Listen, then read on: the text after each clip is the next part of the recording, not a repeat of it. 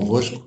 Confesso que, apesar do tema ser o digital, sempre gostei mais das vezes em que fui aí ao Norte estar mesmo convosco, mas certamente um dia vamos todos retomar essa capacidade e, obviamente, também há aqui vantagens em termos da capacidade de participação de mais professores e de mais assistência nestes eventos tão importantes. Queria também cumprimentar todas as participantes.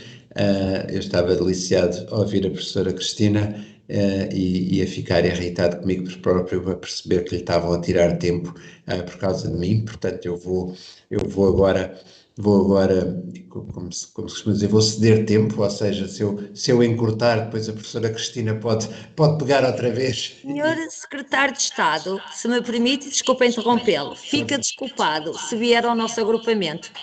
Então Está combinado. Tenho um dia para tratar disso. Mas, obrigado. Mas queria essencialmente centrar a minha intervenção na constatação de algumas questões óbvias nesta relação entre a escola e o digital, mas não é por serem óbvias que não precisam de ser ditas e repetidas algumas vezes. Também nesta história recente nós fomos empurrados pela pandemia para uma transição digital acelerada, que nos deve também fazer desenvolver a consciência do que foram soluções de emergência versus uma efetiva transição digital para também continuarmos, como o Sem-Fio está aqui e tem estado sempre a promover uma reflexão continuada e não apenas um contentamento com o que já conseguimos, e foi conseguido muito, muito rapidamente, e centraria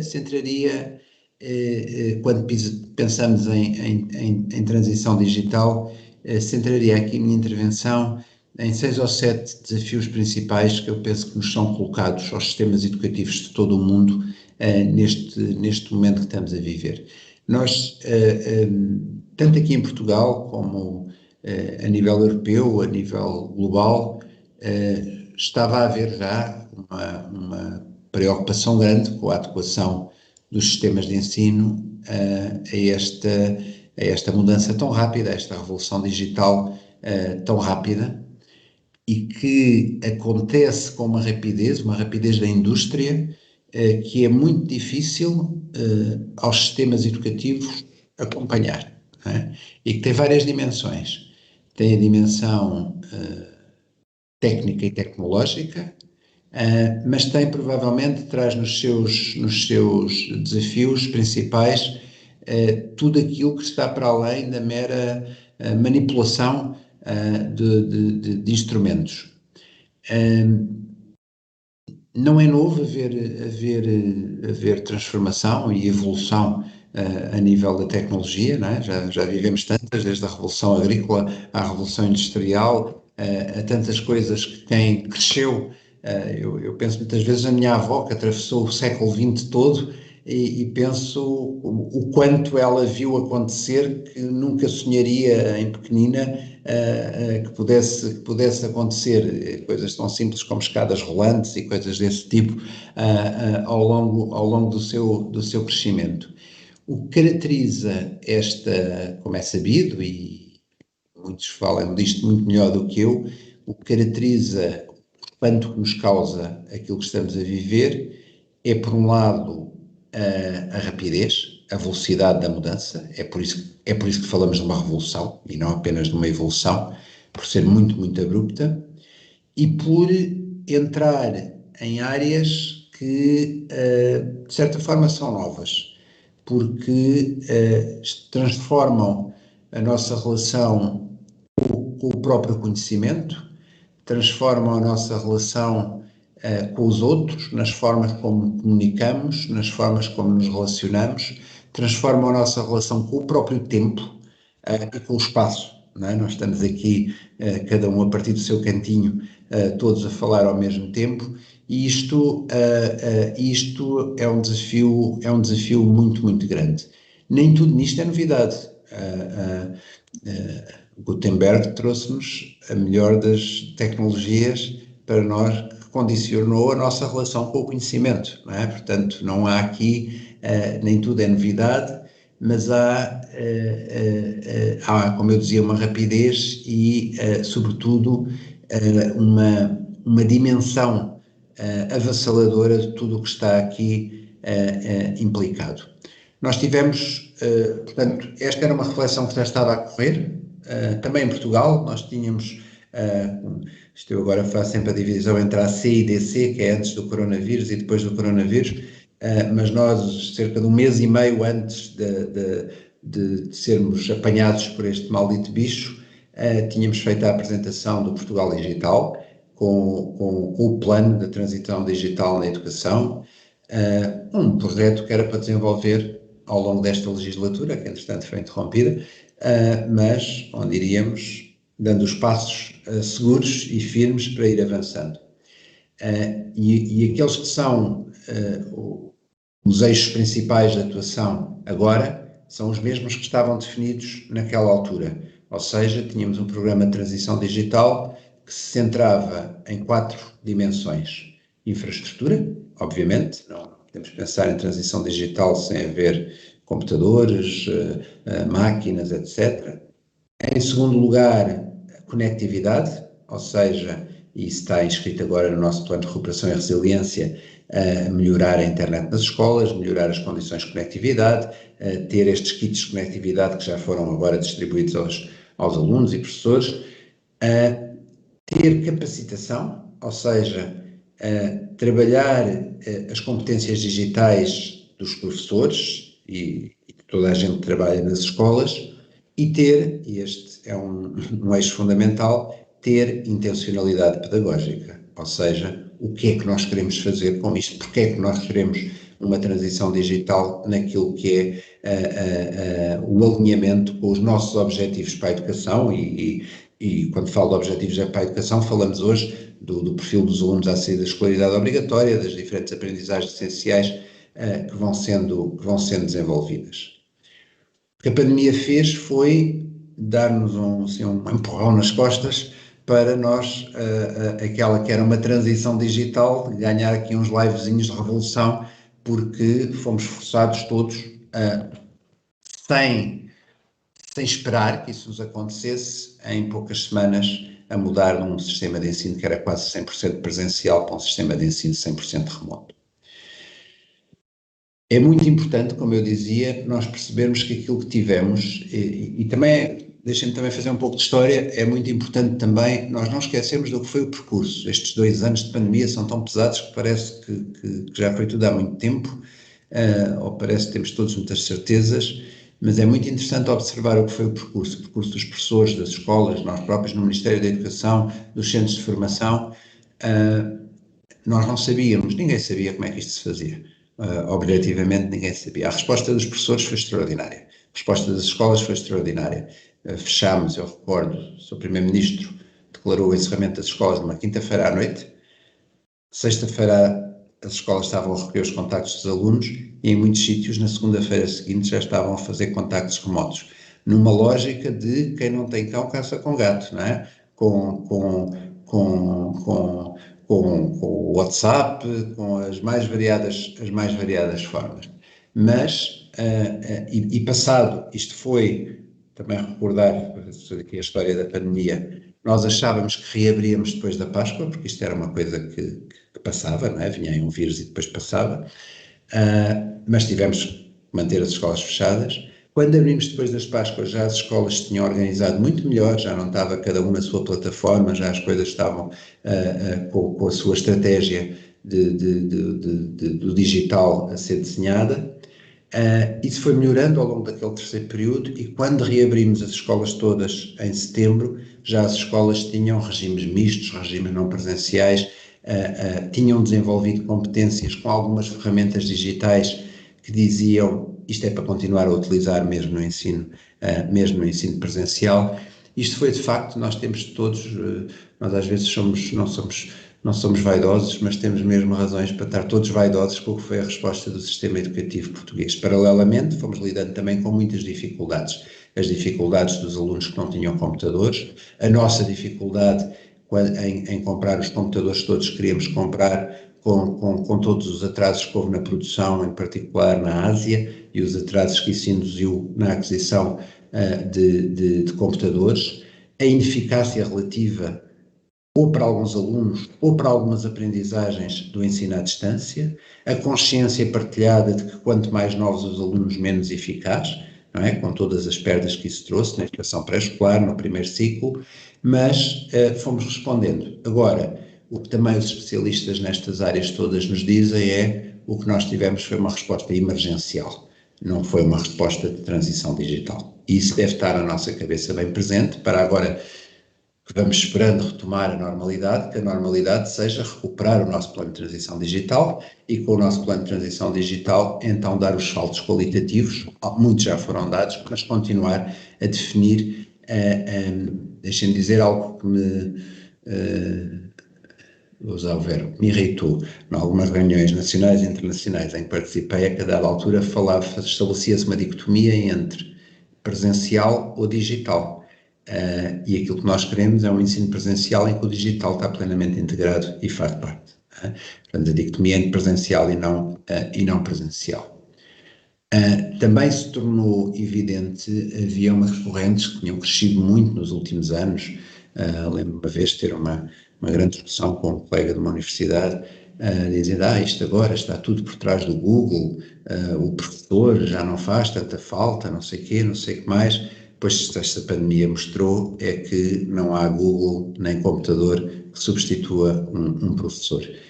O Google e o computador fazem falta, mas na presença e com a mediação dos professores, e vou voltar a este tema.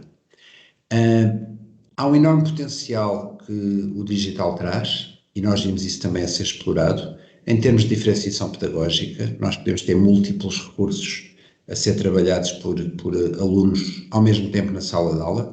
Já não é um manual único em que está a turma toda a olhar para a mesma página, independentemente de diferentes ritmos de aprendizagem, diferentes necessidades, e já vemos isso nas nossas salas de aula. É uma delícia ver os miúdos em volta dos seus computadores, em grupos, a trabalhar diferentes temas ao mesmo tempo, numas aulas que são muito diferentes daquelas que nós conhecemos quando éramos alunos, de facto com dinâmicas de trabalho bastante diferenciadas, e também, obviamente, uma grande diversificação de metodologias.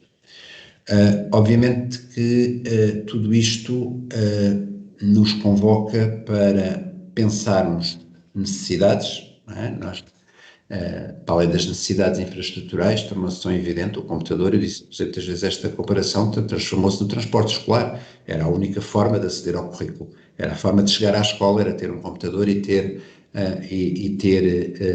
internet. Percebemos também que quando falamos de educação inclusiva, estamos também a falar de dar instrumentos a todos os alunos para que o digital seja um instrumento para a inclusão.